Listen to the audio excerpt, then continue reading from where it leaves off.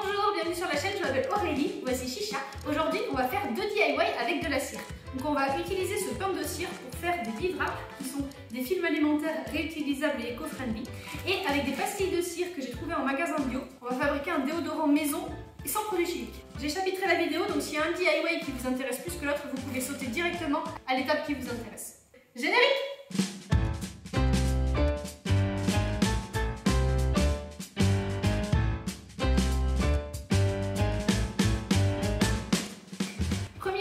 On va fabriquer des bead wraps.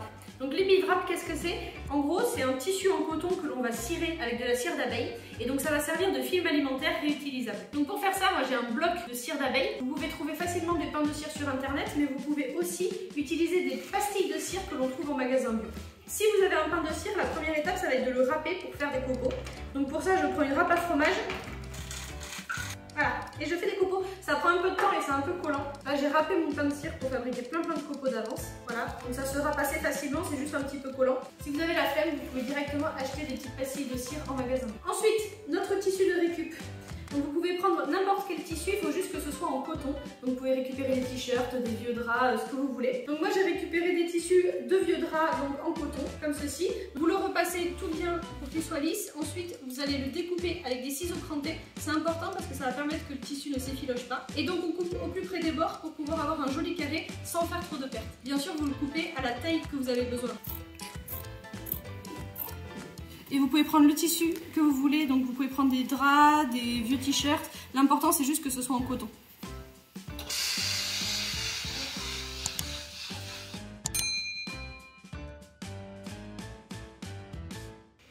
Et voilà! J'ai déjà préparé ma plaque de four recouverte de papier alu. Ensuite, une fois qu'on a notre petit bout de tissu, voilà, je vais prendre lui, il me plaît.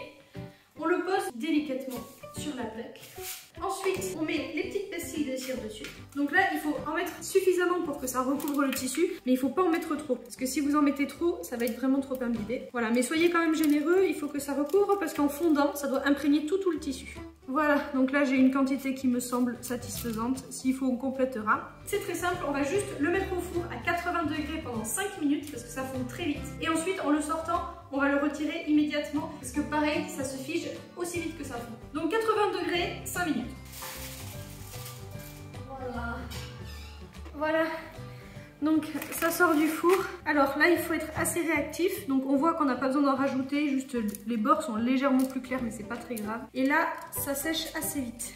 Donc on vérifie que c'est bien imbibé. Et on va prendre donc un rouleau. Donc vous pouvez prendre un rouleau d'essuie-tout, un rouleau de papier alu, un rouleau de cellophane, enfin un rouleau en carton. Et ça va nous permettre de le stocker. En gros on va gentiment l'enrouler autour d'un carton pour qu'il sèche et pour pouvoir le stocker. Vous pouvez aussi les stocker à plat. Et là l'avantage c'est que ça prend moins de place et que vous pouvez les utiliser ensuite comme du cellophane industriel. Vous n'avez plus qu'à tirer une feuille quand vous en avez besoin. Si vous voulez en faire plusieurs, autant les faire les uns à la suite des autres puisqu'il reste encore parfois un petit peu de cire au fond qui peut refondre. Et aussi ça vous permet de réutiliser le papier aluminium. Vous voyez là c'est déjà sec. Et donc hop, on a le résultat. C'est un tissu ciré, voilà, qui est très facile à prendre, très souple. Et un petit peu plus épais et on va pouvoir l'utiliser tout de suite pour emballer nos aliments. Je l'utilise soit pour recouvrir des bols alimentaires qui contiennent des restes de nourriture, soit pour emballer des sandwichs par exemple. Le seul truc à ne pas faire c'est d'emballer de la viande ou du poisson avec, parce que comme ça ne se lave pas à haute température, il y a des risques hygiéniques. Par contre, vous pouvez très bien mettre des restes de carottes râpées dans un bol et couvrir avec ça, et c'est beaucoup mieux que d'utiliser du plastique. Donc là, on a des restes de carottes que l'on veut mettre au frigo. Je vous fais la démonstration. On prend notre bead wrap. Bien sûr, vous prenez un bead wrap qui correspond à la taille de votre récipient. On le pose dessus et on va venir appuyer sur les bords. Exactement comme avec du cellophane. En fait, ça se plie assez facilement. Même s'il est un peu froid, la chaleur de la paume de vos mains va réchauffer légèrement la cire qui va permettre de courber au niveau des coins. Et donc ça emballe vos aliments, ça permet de les protéger de l'air, de l'humidité et de les garder au frais au frigo. C'est aussi flexible que du papier aluminium. Une fois que vous voulez l'enlever, hop, on le retire, on peut le réutiliser tel quel, ou sinon, on peut directement le replier et le réenrouler. C'est possible de le laver à l'eau froide si vous voulez le rincer s'il y a des petites taches, mais juste ne pas le laver à l'eau chaude parce que sinon la cire fond. On peut lui donner la forme qu'on veut. Si vous avez des formes improbables, des bols, vous avez juste à le froisser. Vous prenez votre bol et vous faites la même chose. Bon là il est un petit peu grand. Vous pouvez vraiment recouvrir tout ce que vous voulez. Et voilà! Vous pouvez aussi emballer vos sandwichs, vos brioches ou votre goûter à l'intérieur. Vous mettez votre petit bout de pain et vous fermez. En fait, c'est comme du papier aluminium ou du cellophane. Et voilà, et là vous avez votre goûter emballé et vous pouvez réutiliser l'emballage.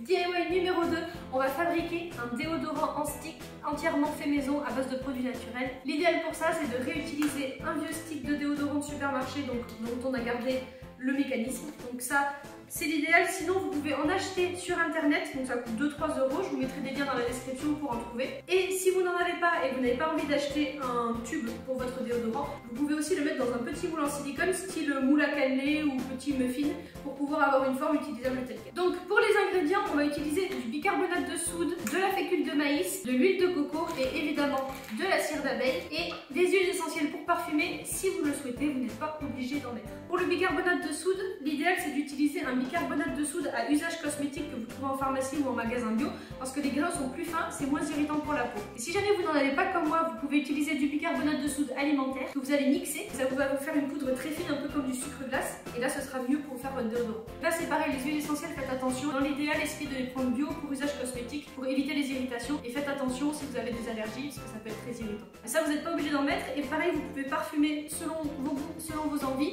Vous pouvez mettre du citron ou n'importe quel parfum que vous aimez. Pour les quantités, j'ai 2 cuillères à soupe de bicarbonate, 2 cuillères à soupe de maïzena, 3 cuillères à soupe d'huile de coco brute et 8 g de cire d'abeille. Il faut mettre entre 5 et 10 g en fonction de la température. C'est-à-dire que si vous le faites en été, il faudra en mettre plus, et si vous le faites en hiver, un peu moins. Ça va permettre à votre déodorant d'avoir la bonne consistance en fonction de la chaleur ambiante. Et enfin, les huiles essentielles, je vais mettre 5 gouttes d'huile de lavande, 5 gouttes de palmarosa. Les huiles essentielles que vous voulez, mais une dizaine de gouttes, ça permet de bien parfumer sans que ce soit trop fort. On commence par verser dans un récipient que l'on va mettre au bain-marie l'huile de coco. Je l'ai déjà fait fondre, mais vous pouvez la mettre dure puisque de toute façon on va la mettre au bain-marie. Ensuite, on met les pépites de cire d'abeille.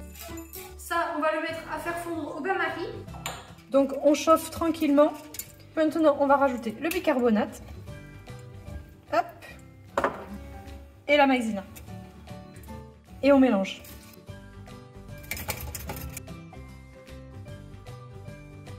Maintenant que c'est sorti du feu, on va attendre 5 petites minutes que ça redescende en température. On va ajouter nos huiles essentielles et ensuite on pourra passer au moulage. Voilà, ça fait 5 minutes. Là, on a une consistance qui est devenue pâteuse. Donc on va pouvoir mettre nos huiles essentielles. Alors pour les huiles essentielles, je mets 5 gouttes de palmarosa. 1, 2, 3, 4 et 5. Hop là. Et je rajoute 5 gouttes de lavande. 1, 2, 3, 4, 5. Hop là.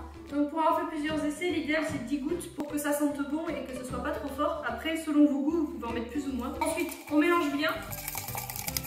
Et on va mettre ça dans notre flacon. Là, comme je vous le disais, c'est un flacon recyclé. Et l'idée, c'est de verser votre pâte à l'intérieur en position basse, bien sûr. Donc, on remplit le tube. Et voilà, là, je crois que je l'ai chargé au maximum. Vous essayez de faire voilà, une forme de déodorant. Ensuite, on va le faire passer une nuit au frigo pour que la cire et l'huile de coco figent en refroidissant.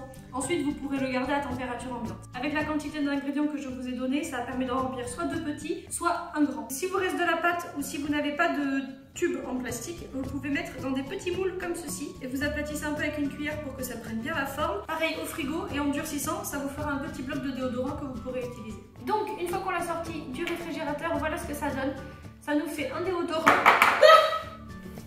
Une fois que ça a passé 24 heures au frigo, vous pouvez démouler si vous avez mis dans des moules en silicone. Donc on se retrouve avec un bloc comme ça qui est assez dur et que vous pouvez utiliser comme déo. Et de la même façon, si vous avez mis voilà, dans des tubes, vous n'avez plus qu'à l'utiliser de cette façon. Quand on tourne, on pousse. Ça s'utilise comme un déo en stick du supermarché. Vous frottez et voilà. Et donc une fois que c'est aplati, vous pouvez le faire monter de cette façon. Et donc vous pouvez l'utiliser au quotidien pour vous désodoriser plutôt que d'acheter des produits en bombe qui sont pleins d'aérosols et plein de produits chimiques. Vous ne pouvez pas sentir à la caméra, mais ça sent super bon et vraiment c'est super efficace et c'est très facile à faire. Ça se garde à peu près 6 mois et vous avez largement le temps de l'utiliser. N'hésitez pas à me dire en commentaire lequel de ces 2 DIY vous avez préféré. Et si vous avez d'autres recettes de déodorant ou de cosmétiques maison que vous utilisez, n'hésitez pas à nous les donner en commentaire. Voilà, on se retrouve très vite pour une nouvelle vidéo. Bisous, abonnez-vous!